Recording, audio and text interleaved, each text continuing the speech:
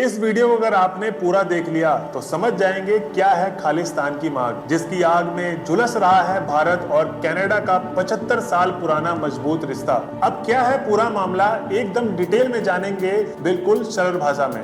Canadian security agencies have been actively pursuing credible allegations of a potential link between agents of the government of India and the killing of a Canadian citizen, Hardeep Singh Nijjar.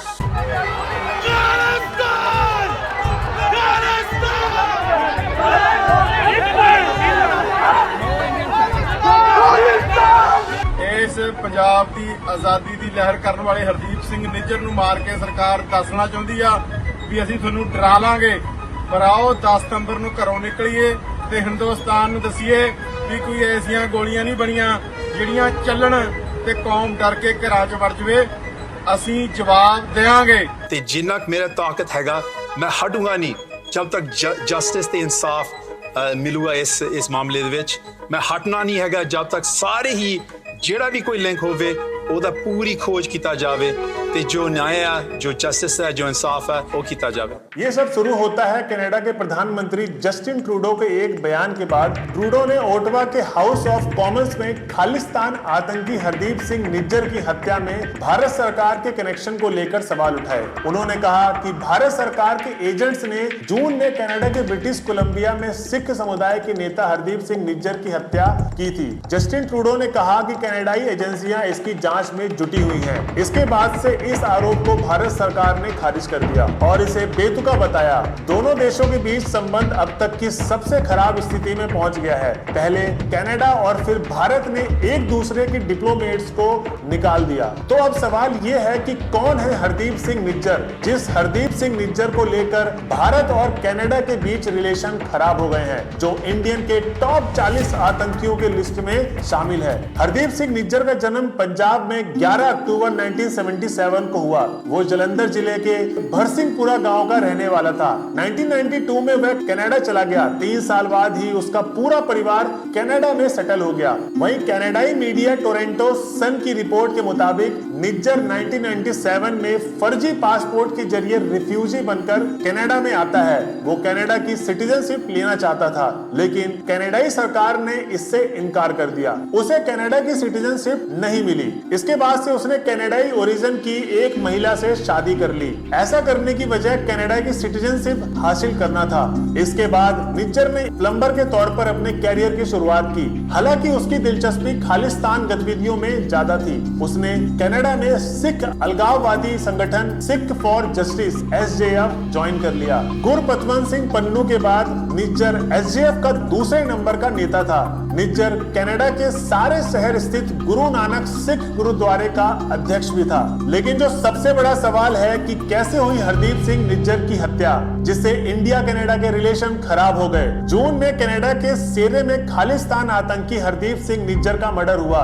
Nijjar को गुरुद्वारे की parking में उसके truck में गोली मार दी गई। Canada की सुरक्षा एजेंसियों की शुरुआती जांच के मुताबिक निज्जर को 2 हमलावरों ने गोली मारी थी। घटनास्थल के पास ही तीसरा शख्स एक गाड़ी लेकर खड़ा हुआ था। निज्जर की हत्या के बाद ही हमलावर इस गाड़ी में सवार होकर फरार हो गए थे। इस मामले में कनाडा पुलिस के हाथ अब तक खाली हैं। अब सवाल ये उठता है कि ट्रूडो खुलेआम भारत का विरोध क्यों कर रहे हैं। इसका एक बड़ा पहलू कनाडा की अंदरूनी राजनीति से जुड़ा है। कनाडा की करीब 4 करोड़ की आबादी में लगभग 14 लाख नागरिक भारतीय मूल के हैं। कनाडा में 2021 में हुई जनगणना के अनुसार लास्ट 20 ईयर्स में कनाडा में सिखों की आबादी दोगुनी से ज्यादा हो गई है और अब इनकी आबादी 8 लाख के करीब है। साल 2015 में ट्रूडो जब कनाडा के PM बने तो उस चुनाव में 17 सिख सांसद चुने गए थे। इनमें 16 सांसद ट्रूडो की लिबरल पार्टी के थे। ट्रूडो ने तब अपनी कैबिनेट में 4 सिख नेताओं को शामिल किया था।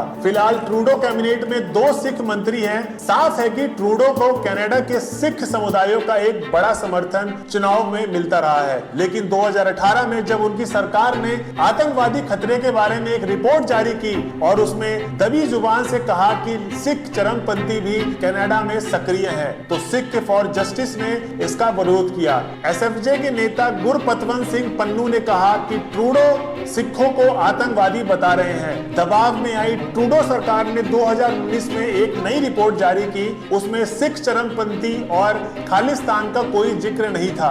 इसके बाद सरकार अल्पमत में चल रही थी। ट्रूडो की लिबरल पार्टी ने मार्च 2022 में अपनी विरोधी न्यू डेमोक्रेटिक पार्टी से हाथ मिला लिया। इसके नेता जगमीत सिंह है। अक्टूबर में जगमीत की पार्टी ने खालिस्तान रेफरेंडम का खुलकर सपोर्ट किया था। ट्रूडो चुपचाप देखते रहे, क्योंकि साल 2025 तक पीएम बने रहने के लिए ट्रूडो को जगमीत का सपोर्ट चाहिए। ट्रूडो ने जब अपनी संसद में हरदीप सिंह निज्जर और भारत के बारे में जो कुछ कहा है, उसके पीछे ऐसे अलगाववादी तेवर वाले नेता का चुनावी दबाव साफ है। ट्रूडो ने हाउस ऑफ कॉमन्स में कहा कि कनाडा के किसी भी नागरिक की हत्या कनाडा की धरती पर हत्या में एक विदेशी सरकार की कोई भी संप्रभुता का उल्लंघन है। हम इसे बर्दाश्त नहीं कर सकते। हाउस ऑफ कॉमन्स को जगमीत सिंह ने भी संबोधित किया। जगमीत ने मामले को इमोशनल एंगल देते हुए प्रोटोकॉल को दरकिनार कर दिया और पंजाबी में भाषण दिया। पंजाबी ਦੇ ਵਿੱਚ ਮੈਂ ਇਹ ਕਹਿਣਾ ਚਾਹੁੰਦਾ ਕਿ ਜੋ ਆਪਾਂ ਅੱਜ ਸੁਣਿਆ, ਸਾਨੂੰ ਸਾਰਿਆਂ ਨੂੰ ਪਤਾ ਸੀਗਾ ਛੋਟੇ ਹੁੰਦੇ ਨੂੰ ਕਿ ਜਿਹੜਾ ਹਿੰਦੁਸਤਾਨ ਦੀ ਹਕੂਮਤ ਬਹੁਤ ਜ਼ੁਲਮ ਕਰਦੇ ਨੇ, ਪਰ ਸਾਨੂੰ ਕਦੇ ਨਹੀਂ ਲੱਗਦਾ ਸੀ ਕਿ ਇੱਥੇ ਆ ਕੇ ਕੈਨੇਡਾ 'ਚ ਇੱਥੇ ਆ ਕੇ ਸਾਨੂੰ ਇਹੋ ਜਿਹਾ ਖਤਰਾ ਹੋ ਸਕਦਾ। ਮੈਂ ਸਾਰਿਆਂ ਨੂੰ ਇਹ ਕਹਿਣਾ ਚਾਹੁੰਦਾ ਕਿ ਮੈਂ ਇੱਥੇ ਹੈਗਾ ਆ ਤੇ ਜਿੰਨਾ ਕੁ ਮੇਰਾ ਤਾਕਤ ਹੈਗਾ, ਮੈਂ ਹਟੂੰਗਾ ਨਹੀਂ ਜਦ ਤੱਕ ਜਸਟਿਸ ਤੇ ਇਨਸਾਫ ਮਿਲੂਗਾ ਇਸ ਮਾਮਲੇ ਦੇ ਵਿੱਚ। ਮੈਂ ਹਟਣਾ ਨਹੀਂ ਹੈਗਾ ਜਦ ਤੱਕ ਸਾਰੇ ਹੀ ਜਿਹੜਾ ਵੀ ਕੋਈ ਲਿੰਕ ਹੋਵੇ ਉਹਦਾ ਪੂਰੀ ਖੋਜ ਕੀਤਾ ਜਾਵੇ ਤੇ ਜੋ ਨਿਆਂ ਆ, ਜੋ ਜਸਟਿਸ ਹੈ, ਜੋ ਇਨਸਾਫ ਹੈ, ਉਹ ਕੀਤਾ ਜਾਵੇ।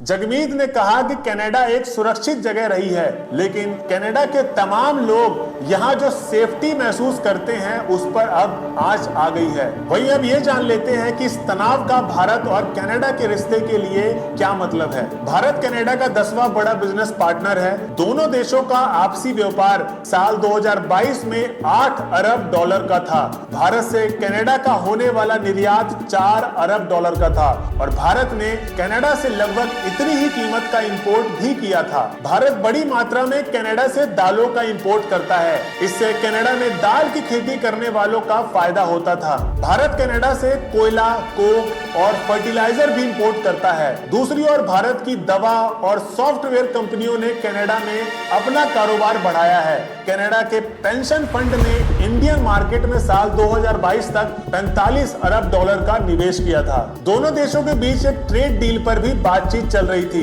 जिससे इस साल के अंत तक पूरा कर लिया जाना था, लेकिन हाल के महीनों में बड़े तनाव के बीच यह बातचीत रुक गई। इंडस्ट्री के अनुमानों के मुताबिक भारत और कनाडा के बीच कॉम्प्रिहेंसिव इकोनॉमिक पार्टनरशिप एग्रीमेंट होने पर बाइलेटरल ट्रेड में $6.5 अरब तक का इजाफा हो सकता था, लेकिन अब वो भी बंद हो गया है। वहीं आज की दुनिया में राजनीतिक तनाव के बीच कारोबार चलता रहता है, जैसे चीन और अमेरिका इंक्लूडिंग ऐसे कई एग्जाम्पल हैं, लेकिन बात अगर ज्यादा बढ़ गई तो भारत कनाडा रिलेशनशिप के कई पहलुओं पर आंच आ सकती है। वहीं लास्ट में एक सवाल जरूर उठता है कि कनाडा में स्टूडेंट का क्या होगा, क्या उनको प्रॉब्लम तो नहीं आएगी। सबसे पहले ये जान लेते हैं कि कनाडा में इंडिया के कितने स्टूडेंट हैं। Canada bureau of international education report के अनुसार 2022 में इंडिया से आए स्टूडेंट की स्ट्रेंथ 47% से इंक्रीज होकर लगभग 3,20,000 हो गई, जो टोटल फॉरेन स्टूडेंट का लगभग 40% है। और कनाडा में इस वक्त पंजाब बस के सबसे ज्यादा स्टूडेंट हैं, करीब 1,60,000। अब आंसर भी जान लेते हैं कि स्टूडेंट को कोई प्रॉब्लम तो नहीं होगी। तो दोस्तों, कनाडा इतनी बड़ी गलती कभी नहीं करेगा, क्योंकि बात करें इंडियन स्टूडेंट्स की तो मैक्सिमम स्टूडेंट स्टडी के लिए और वर्क के लिए कनाडा ही जाते हैं। अब इसमें कनाडा को यह फायदा है कि वीजा फीस, कॉलेज फीस और वहां पर रहने के लिए जो इंडियन टैक्स पे करते हैं, उससे काफी कमाई होती है कनाडा की, और कनाडा कभी नहीं चाहेगा कि उसकी यह इनकम खत्म हो।